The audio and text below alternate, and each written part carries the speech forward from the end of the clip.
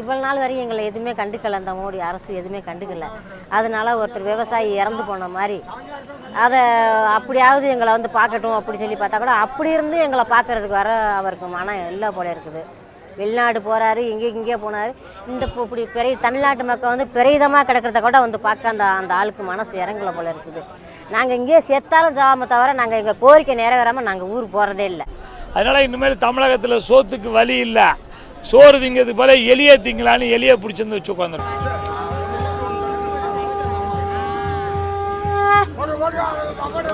விவசாய கடன் வாங்கின லோன் ஏறக்குறைய ஒரு 4-5 ரூபாய்க்கு மேலே இருக்குது.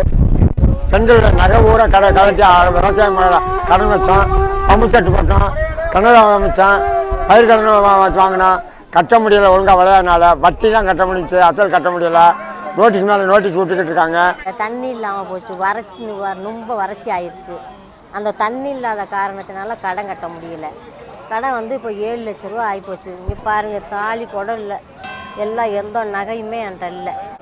தமிழ்நாட்டில் 140 வருஷத்துக்கு மேற்பட்ட காலத்துக்கு பின்னாடி எனக்கு இந்த வருஷம்தான் கடந்த ஒரு 5 ஆண்டு காலமாக படிப்படியாக இயற்கை மழை பெய்யலை. அதனால் ஏரி குளங்கள்லாம் தண்ணி இல்லை. காவிரி மேலாண்மை வாரியம் சரியாக அமைத்ததுனால கர்நாடகத்தில் தண்ணியும் வழங்கலை. அதனால் ஒரு 7-8 மாவட்டங்கள் டெல்டா பகுதிகள் பூரா விவசாயம் செஞ்ச பயிர்கள் நாசமாகிடுச்சு, காஞ்சி போச்சு. அதுக்கானதே இந்த மோடிக்கிட்ட வந்து ஏதாவது கேட்போம், இந்த கடன் தள்ளுபடி பண்ணுங்கன்னு கேட்போம். வறட்சி நிவாரணம் வேணும், கடன் தள்ளுபடி வேணும், எங்களுக்கு தண்ணி விடணும், காவிரியில் தண்ணி விட்டால் ஏதோ தண்ணி வந்துனாக்கா அதை வச்சு விவசாயம் பண்ணுவோம். அதுக்கு கேட்குறதுக்காண்டி தான் வந்தோம். இன்றைக்கி கூட 14வது நாள் தொடங்குது. இன்றைக்கி போராட்டம் 14வது நாள்.